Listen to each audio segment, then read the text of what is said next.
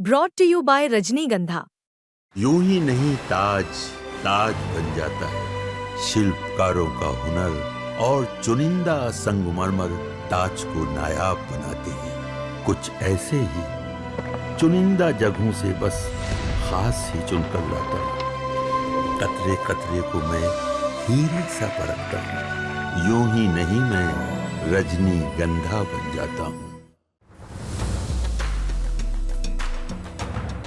नमस्कार, आप देख रहे हैं बिहार तक और आपके साथ मैं हूं ऋचा शर्मा। बिहार की राजनीति में एक पुरानी कहावत फिर से चरितार्थ होती दिख रही है, हरि अनंत हरि कथा अनंता। मोकामा की सियासत में भी ये कहानी है अनंत सिंह की, जिसके बिना चुनावी बिसात अधूरी मानी जाती है। नीतीश कुमार के भरोसेमंद सिपह सलार ललन सिंह और अशोक चौधरी ने मंगलवार को मोकामा में आयोजित एनडीए सम्मेलन में जो संकेत दिया, उससे साफ कर दिया है कि गठबंधन के लिए छोटे सरकार सिर्फ एक नाम नहीं है, बल्कि जीत की गारंटी है। सवाल यह है कि क्या बिहार चुनाव 2025 में एनडीए स्वच्छ छवि से ज्यादा दाव उन नेताओं पर लगाएगा जिनकी ताकत वोट दिलाने में है, भले ही उनका दामन विवादों से भरा क्यों ना हो।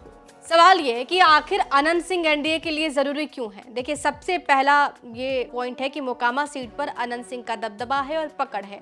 मोकामा विधानसभा क्षेत्र पिछले 2 दशकों से अनंत सिंह के इर्द गिर्द ही घूमता रहा, चाहे वो खुद चुनाव लड़े या फिर उनकी पत्नी। जनता का वोट बैंक काफी हद तक उनके साथ ही खड़ा रहा। 2020 में जब वो आरजेडी से चुनाव लड़े तो आसानी से जीत गए। 2022 में जब उनकी पत्नी नीलम देवी आरजेडी प्रत्याशी बनी, तब भी उन्होंने बीजेपी प्रत्याशी सोनम देवी को 16,707 वोटों के अंतर से हरा दिया।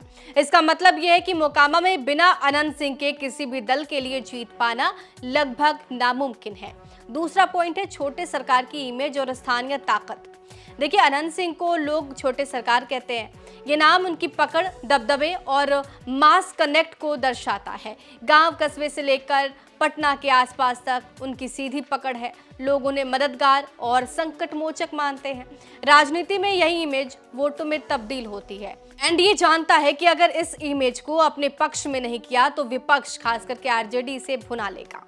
तीसरा पॉइंट है आरजेडी की मजबूत किला तोड़ने की मजबूरी। मोकामा और पटना के बेल्ट में आरजेडी का वोट बैंक काफी मजबूत है। 2020 और 2022 के चुनावों में ये साफ देखने को मिला था कि आरजेडी के उम्मीदवार तभी कमजोर पड़ सकते हैं जब उनके खिलाफ कोई ऐसा चेहरा उतरे जो बराबरी या उससे ज्यादा ताकत रखता हो। अनंत सिंह वही चेहरा है जिनकी काट खुद अनंत सिंह ही हो सकते हैं। इसलिए एनडीए की मजबूरी भी है कि उन्हें अपने पाले में रखना पड़ रहा है। चौथा पॉइंट है प्रैक्टिकल पॉलिटिक्स का दबाव। जेडीयू और बीजेपी दोनों के सामने चुनौती है कि 2025 में किसी भी कीमत पर सत्ता बरकरार रखी जाए। ऐसे में स्वच्छ छवि बनाम जीतने वाला उम्मीदवार की जंग में पार्टियां हमेशा दूसरा विकल्प चुनती हैं। नीरज कुमार जैसे नेताओं का विरोध या फिर सोनम देवी का अलग समीकरण पार्टी के लिए उतना मायने नहीं रखता जितना ये सीट जीतना। एनडीए का तर्क साफ है, बाहुबली सही पर जीत तय। पांचवा पॉइंट है ललन सिंह और नीतीश कुमार की रणनीति। देखिए, ललन सिंह मोकामा और आसपास के इलाकों में जेडीयू का सबसे बड़ा चेहरा है। उनकी रणनीति साफ है कि इस बार इस सीट को हर हाल में एनडीए के खाते में लाना है।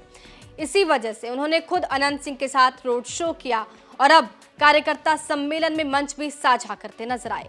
ये संकेत है कि नीतीश और ललन दोनों मान चुके हैं कि इस सीट पर एनडीए का टिकाऊ समीकरण सिर्फ अनंत सिंह ही हो सकते हैं।